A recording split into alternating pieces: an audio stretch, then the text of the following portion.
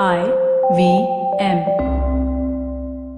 TFG Football is an IVM production, and you can also check out their other awesome shows like Simplified, a show that explains intense topic from around the world and simplifies it for you so that you can appear cooler in front of your friends. You're listening to TFG Football. Hello, welcome everyone. This is a new episode of the TFG Indian Football Podcast, and I'm your host Suju. And here we are.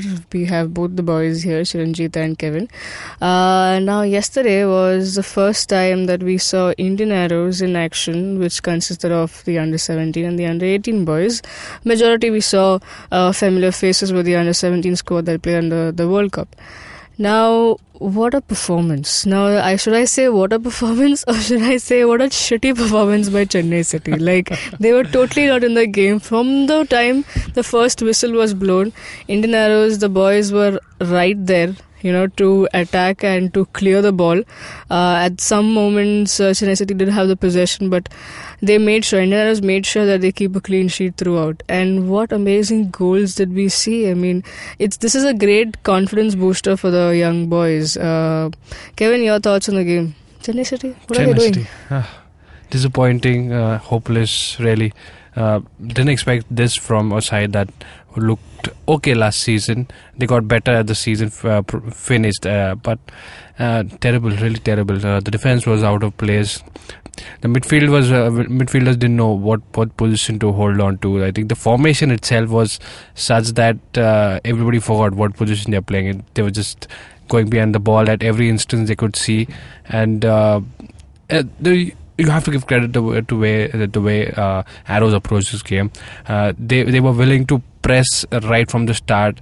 They knew if Chennai City start to get going in their game, it would have been difficult if that one goal would have been conceded by them. But right from the start, I think they was just on the move all the time. The wing backs were just supporting so well. The midfielders of Indian Arrows, I think they did a commendable job trying to push their forwards, in the attacking half, rather than getting the ball in their own half and soaking in the pressure. So for the first game, I think they were very good. The goals that did come in, highly unlikely that it was individual goals, because all the work that was done from the back to get the ball till the box. So overall, it's a commendable performance by Arrows in their first game. I think what word Kevin used was an appropriate word, forgot. Like, Chiranjit, now coming to you, Chennai City actually forgot how to play. That's how it looked like. Yeah, it's a case of the side being not well coordinated at all. Okay, that just tells you the kind of level that this under 17 team has been playing, and we've been actually hearing, many have been saying that the under 18 team actually had more talent than the under 17 team. I think some of those guys played in the Subroto Cup final a year or two ago when they were playing in the AIFF Elite Academy team. And I remember that game at the final match at Ambedkar Stadium, and it stuck with me because I had never seen a fast match like that. Like, not even in the senior level with that kind of accuracy. So some of those boys have crossed over to Indian Arrows, and it just shows that they have, even though they're playing at the junior level, they have been facing sides which are very well oiled as units. While Chennai City FC looked like a team that was playing its first match of the season. It looked like it. Although they have been doing sort of okay in certain situations. They did well in one friendly against Bengaluru FC. So I don't know what happened, where they went. Apart from Joachim or Susairaj, nobody seemed to be like having an impact. Maybe we are, just by looking at how bad Chennai City were, we are not giving the Indian under 17, Indian Arrows team enough credit, because they looked so hungry. They were not intimidated at all when they got into the team. Got into the game. They were going into those tackles.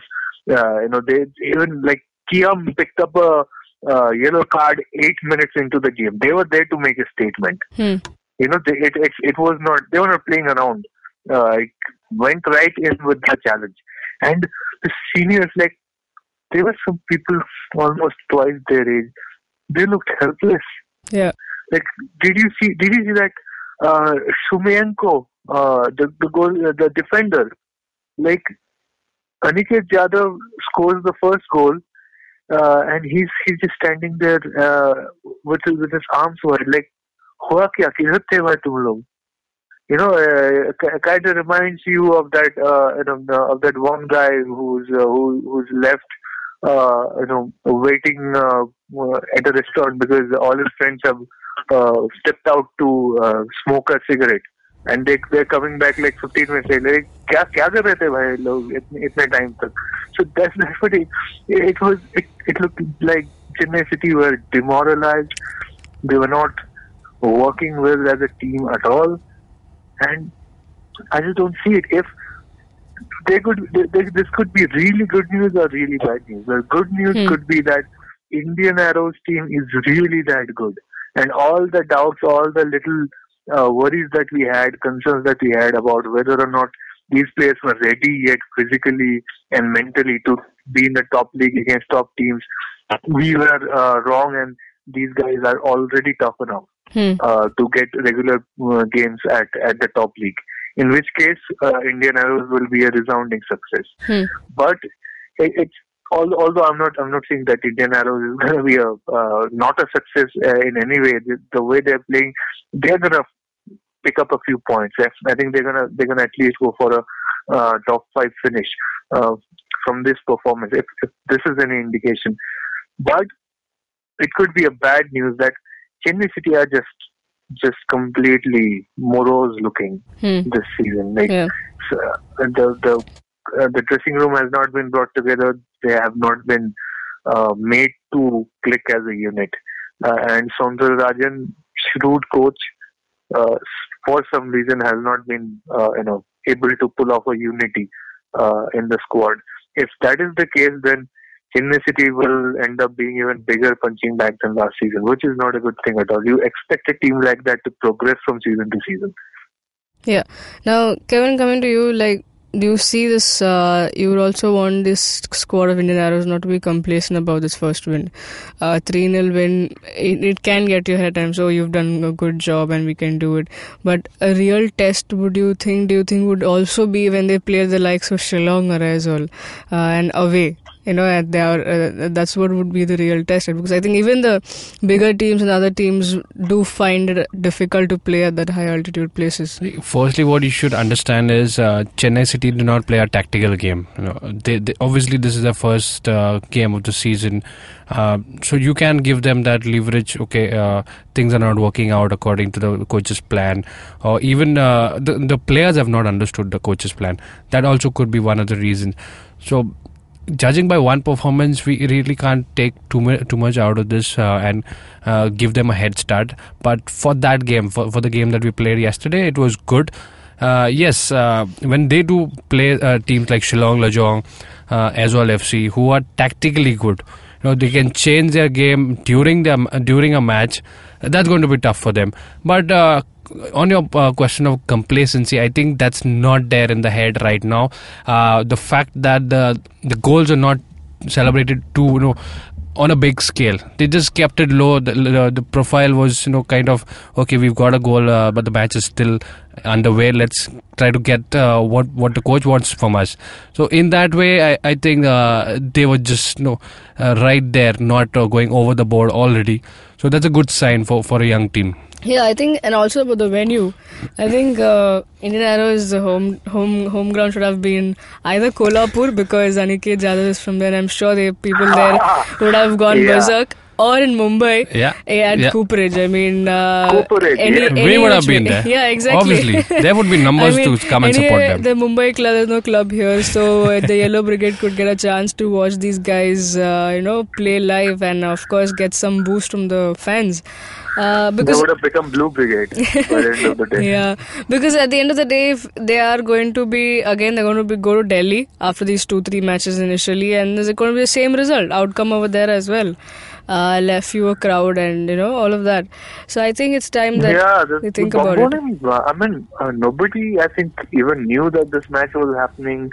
We have seen good crowd at Bambolim before, like when they were having some Durand Cup matches there or something. There was a live stream put up, but it just seemed like there was no interest at all. Nobody cares about Chennai City, and nobody cares about Indian Arrows, even though that's our World Cup heroes right there, future stars being groomed, historic occasion. All of them are making their top division debut. Like, this is such story that you could tell your grandchildren. That guy who later went on to play in Europe. I was there when he first played a top division match, first played a senior club game. But yeah, they missed that opportunity. Maybe next time after this performance, they will have some crowd over there. But even his Star Sports didn't seem to care about it. Like, the match was on a 5-6 minute delay. It was like, if you miss the action, then you wait for it. Okay, I can watch the goal. I know the goal is scored, but now I'll wait to see how it is scored. And after a point, so it was history, but by the time we were watching the match, it was already history.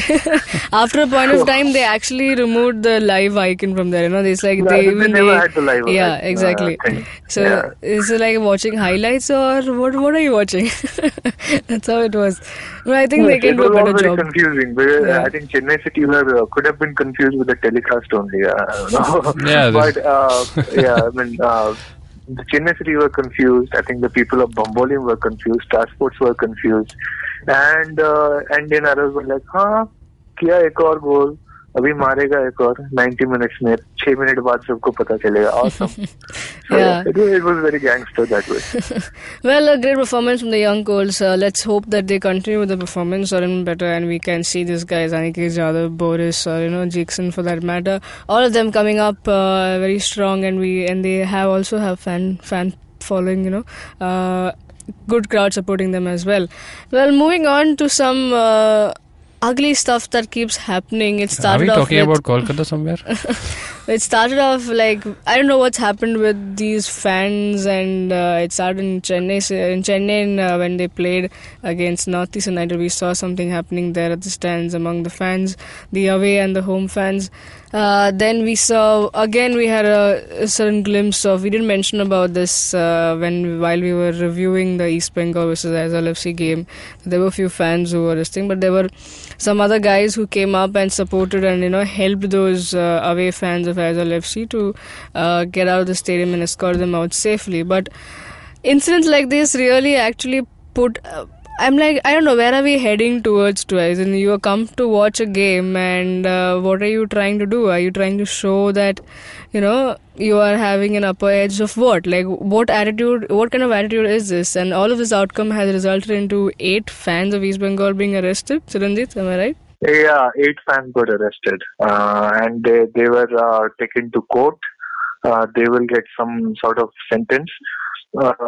See, the reason it's very ugly that it's happening now is because the Kolkata Derby is on Sunday, and if you are an East Bengal or a Mohan Bagan fan, you know that before the Derby week, in the lead up to the Derby, you have to be low key because you don't want to create any unnecessary problems and get the police pissed up, because then they start imposing restrictions on your club, which hurts everybody. Right at the top of the derby. Because derby is something that everybody wants to come and enjoy. It's a rare treat for everybody. So what happened here was that we mentioned what happened. That of course East Bengal and Aizawl FC fans were sitting in I think separate rows of chair in the VIP section. Some 250 Aizawl FC fans were there, but when they were going out, they came face to face with each other near the gate. And I think on their way out, it was a very tense game, right? In the last moment, Aizawl FC got that equalizer and stole a point from East Bengal. So, yeah, they came face to face. They had been like shouting at each other, doing catcalls, making middle finger gestures at each other all game. So when they came face to face, there was some pushing and shoving. Like 2 or 3 Aizawl FC fans, 2 or 3 East Bengal fans got into it They were about to like throw down or something. At this point, other East Bengal fans jumped in and restrained their own fans. Like, well, what are you doing? Like, come on, don't spoil this for everybody, right? And of course, it's not like, East Bengal fans actually like Aizawl FC a lot, because Aizawl FC beat Mohun Bagan and took away the title from them last season. So East Bengal are some of the biggest backers, second-hand support machines of Aizawl FC right now. And they took a lot of, they got enriched by Aizawl FC a lot. They took their players, they took their coach. Basically, they are a good team right now because of Aizawl FC. So all of that was there. I think that played a part in other fans just coming straight in and saying, "Hey, don't do this. We don't want any lafra happening here." So they got restrained. At the same time, I think 3 or 4 policemen and civic volunteers who were, working for security in the match. They also got involved in trying to separate these 2 sets of fans. So at this point, some of the East Bengal Real Power, fan group members come in. They tell the Aizawl FC fans, "Hey, come on, just for precaution, we'll escort you out." So some policemen and the Aizawl FC fans and East Bengal Real Power members, they get out of the situation safely. Okay, so they're not in the scene anymore. But the civic volunteers and the policemen have an argument with the East Bengal fans, and then the real brawl happens. Okay, and there is a throwdown, punches and kicks and everything, and 3 civil volunteers got hurt. And what happens when you hit a cop? Like, you hit a cop, seriously. It's a football game, and you hit a cop. What kind of an idiot do you have to be to do that? Like, how stupid. So of course, police made a note of who was involved. Next day, started arresting everybody. 8 people got arrested, which is good. The club is not going to defend them. Other East Bengal fans are like, "Dude, you just messed this up for everybody. Gee, thanks." So they're not gonna defend them. Those 8 guys are screwed. They're gonna get an exemplary punishment, I think, and I hope, because you can't allow these elements to fester. Okay, police. The reason we don't have like a couple of deaths a year at derbies is because policemen do some job. Sometimes they do a terrible job, but most of the time they keep the situation under control. They're the people standing between the 50,000 people on each side. They take a risk doing their job, and you hit them. Of course, it's gonna get bad, man. So 8 people are arrested. Police are cracking down on the derby like anything.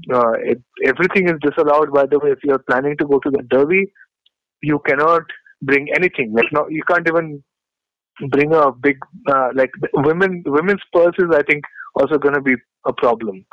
You can't literally bring a lipstick, anything that can be thrown. Only car keys, wallets, and mobiles are allowed. Nothing else. Yeah. You can't even bring your little point-and-shoot camera to take pictures.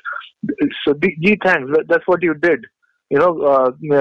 Something happened. Immediately, police said, "Okay, we're going to go back to the World Cup rules. We won't allow any shit to happen anywhere." So, yeah, that's what is happening now. We have those guys in jail, and obviously, when the first report came out, there was no proper detail about what was happening, and immediately, the gossip mongers on social media just started painting this as a racist attack, or like, "Oh, East Bengal fans had attacked Aizawl FC fans, and now they are arrested." So this was another racial incident. I tried to spoke to SC guys. Some of my friends were there actually, Aizawl FC fans. And what they were actually like, surprised to learn that something had happened. Like, people got arrested. Why? That's what the reaction was. So yeah, they were safe. Thankfully, they were not involved. So yeah, don't blow this out of proportion. This was an issue of hooliganism, and the perpetrators are in jail. But it was not a racist violence or something like that. And Aizawl FC fans were not involved in this particular incident. So yeah. Now, just when we touched upon this, even yesterday at the Pune game against Mumbai City, there was something that happened over there as well between the fans.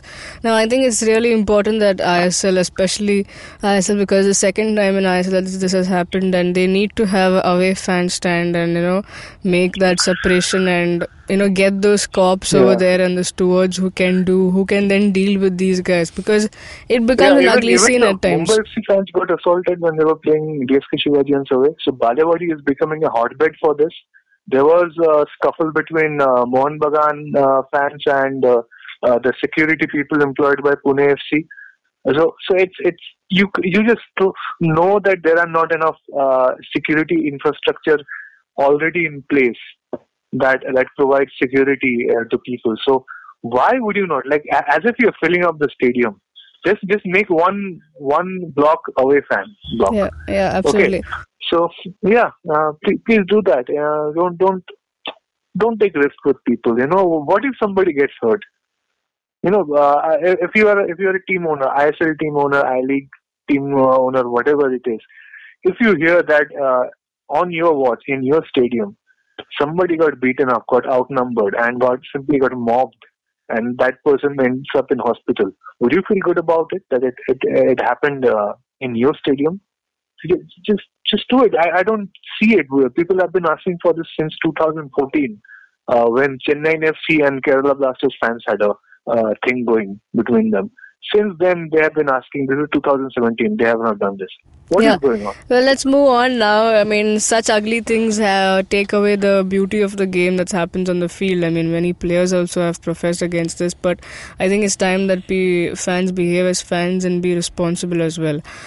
It's time to take a short break now. On the other side, we have two ISL matches, one to review and the other tonight's game where Goa plays Bengaluru.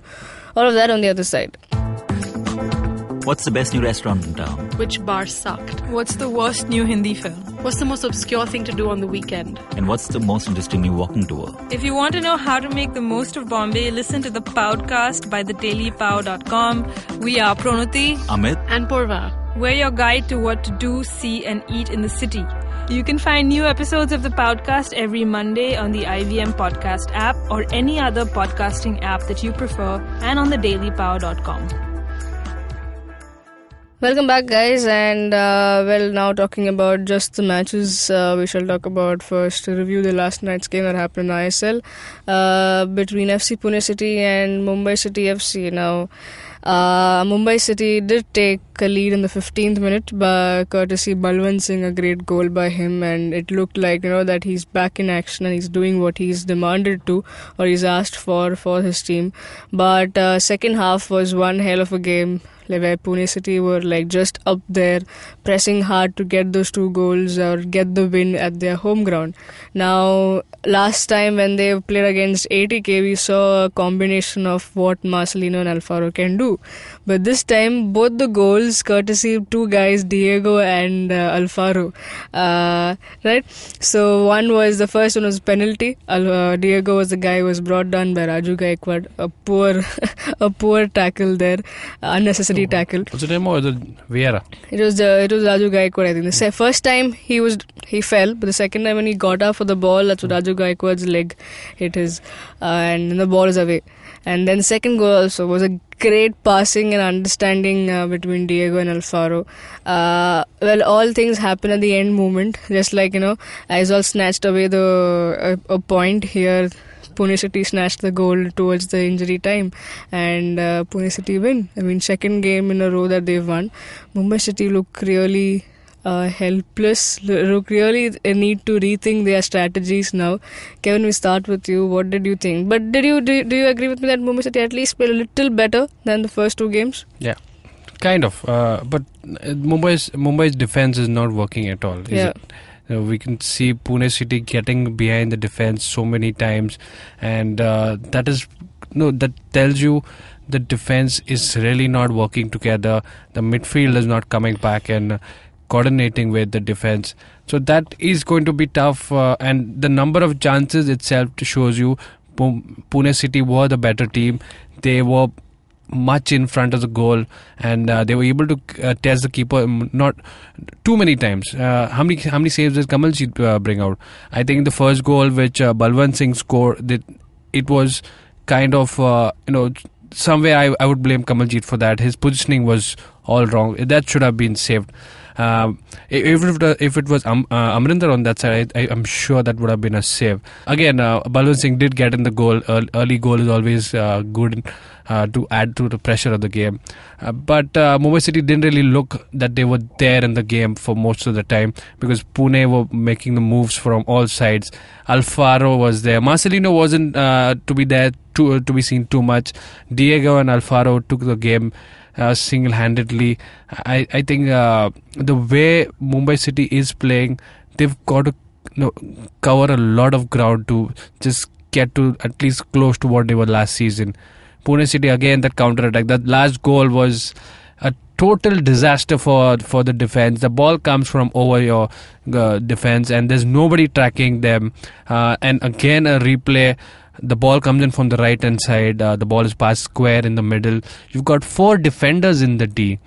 Mind you, not one on Alfaro there. So it's alarm bells already ringing for Mumbai City. Chiranjeev, your thoughts on the match? You know what this game looked like? Some other food combination? What this game looked like? Is it rice or some sweet dish? It looked like a derby. Okay, there I said it. It looked like a derby. It was not particularly, well fought match. It was not particularly beautiful to watch, but it was scrappy. It had speed. It had excitement. It had back and forth. It had a referee making a mess of the game. Penalty denied, then a penalty given. Some knockdowns. Balwant Singh gets a goal, and there was fan violence. I'm not like condoning that fan violence, but when that shit happens, that passion is there.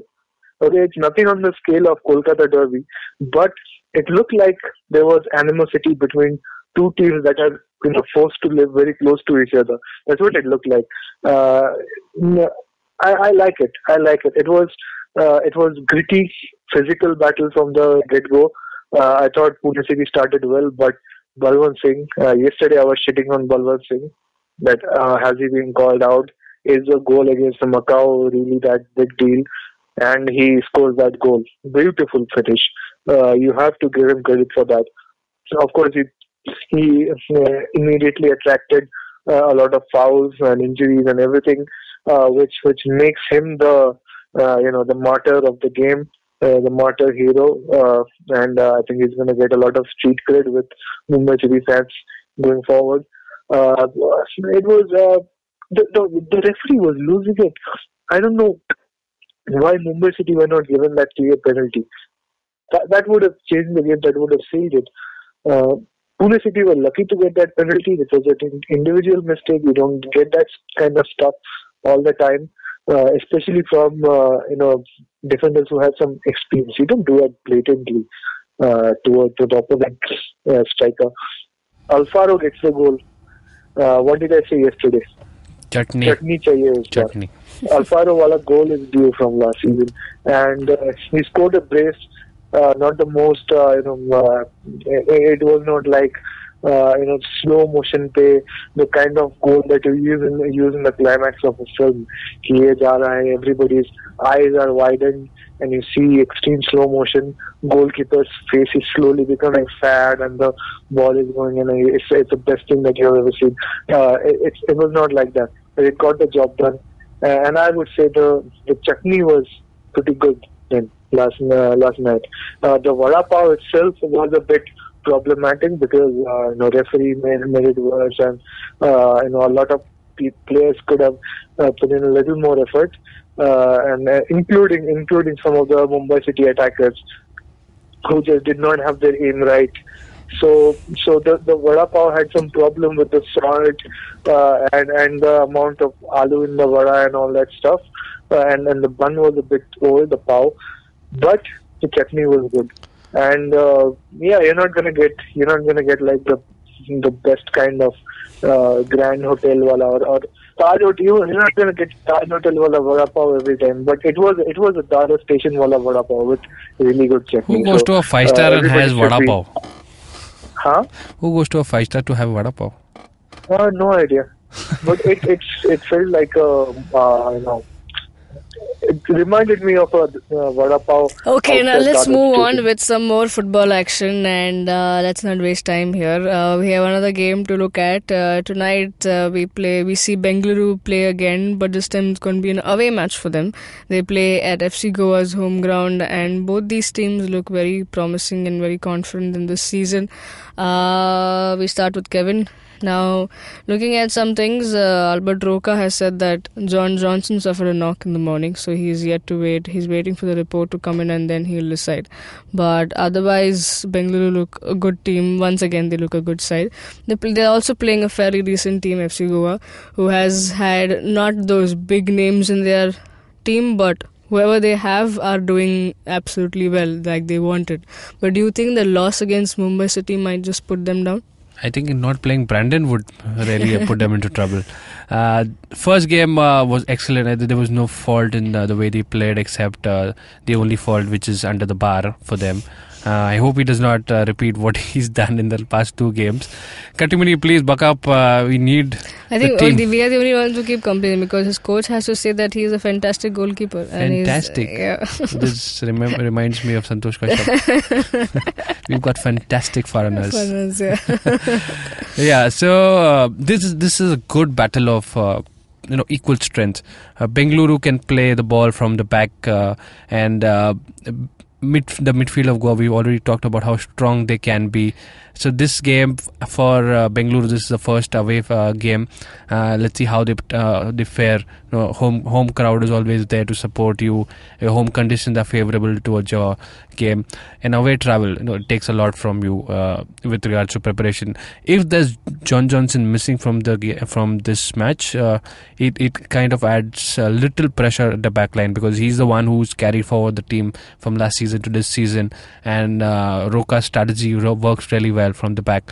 So if he's not part of the plan, somebody will have to be played out of position. Some new player comes in. It really shakes the balance off. I'm expecting a lot of good quality football to be watched tonight. Okay. And it's strong players. Both teams are not going to let it go. And we see how the defense of Goa can handle pressure.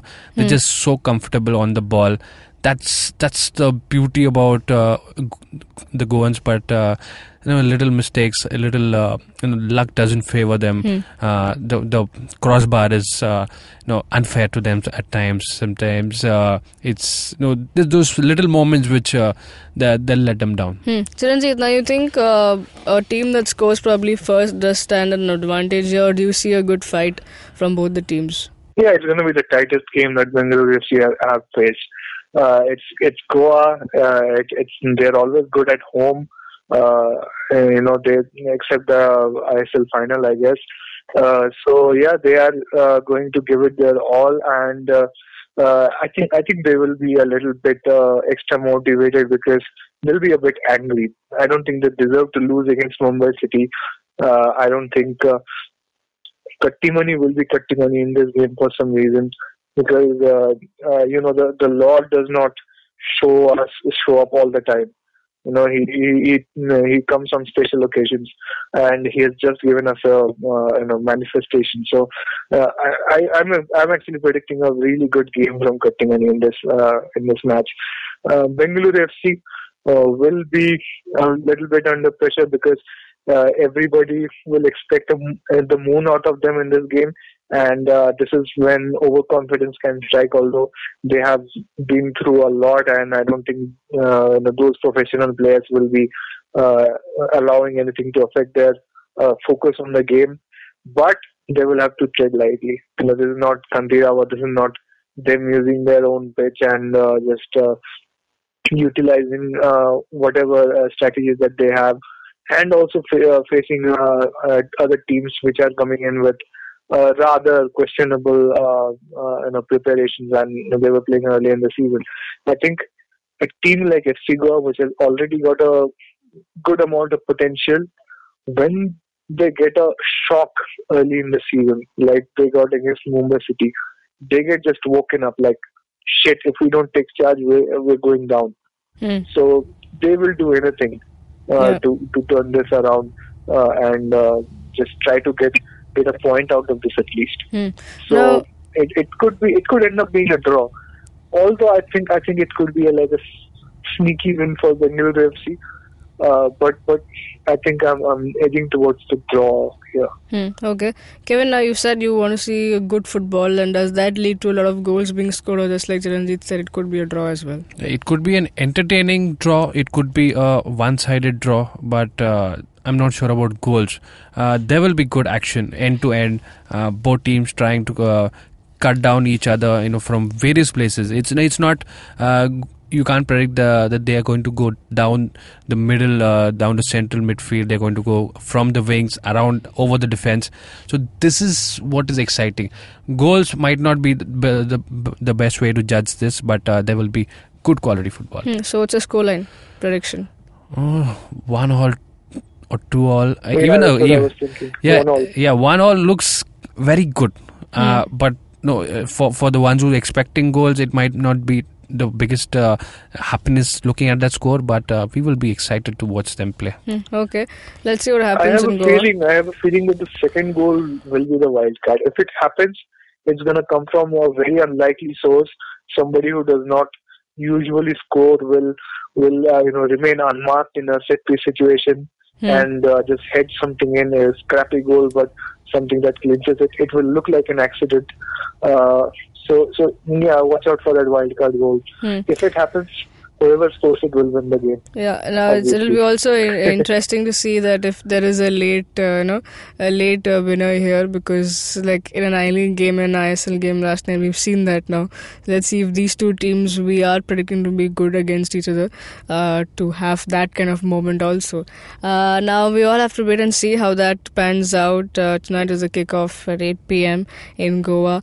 And let's see how all of it pans out. And it brings us to the end of the show. If you did like it, then please do show us that you liked, share, subscribe to our YouTube channel, hit the bell icon so you get updates of a new episode. Let us know your thoughts about these matches that we spoke about and all the ugly incidents also in our comment section below. You can also talk to us directly on Twitter, Chiranjit Oja, Boz_Kevin, Suju Matthew 94. Follow the TFG Football Twitter handle where you get updates about everything, the matches, reports, stories, anything that you want to know. And if you want to read about all of these, get on the website, thefangrass.com. Have a great day, guys. Enjoy the match. Cheers.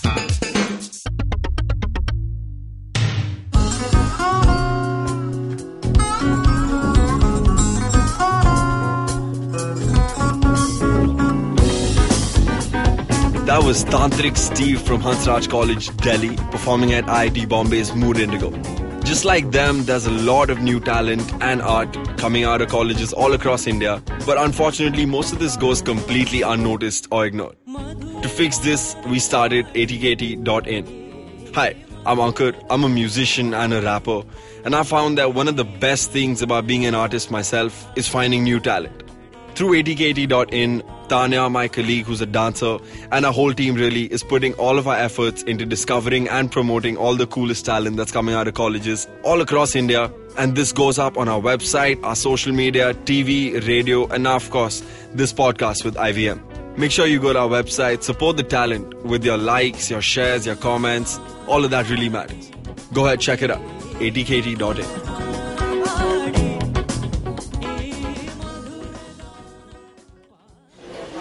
Excuse me भैया, excuse me. बोलिए madam. Menu में क्या है? Menu में scene unseen है, podcast है, on course है, Cyrus है, made in India, rediscovery project, empowering series, sex wax है, IVM लाइक्स है, सिंप्लीफाइड है, कीपिंग इट क्वियर है, टिंग्स एंड डेस्टिनेशंस है, माय नेबर सकरबर्ग है और द फन गराज है. आपको क्या चाहिए?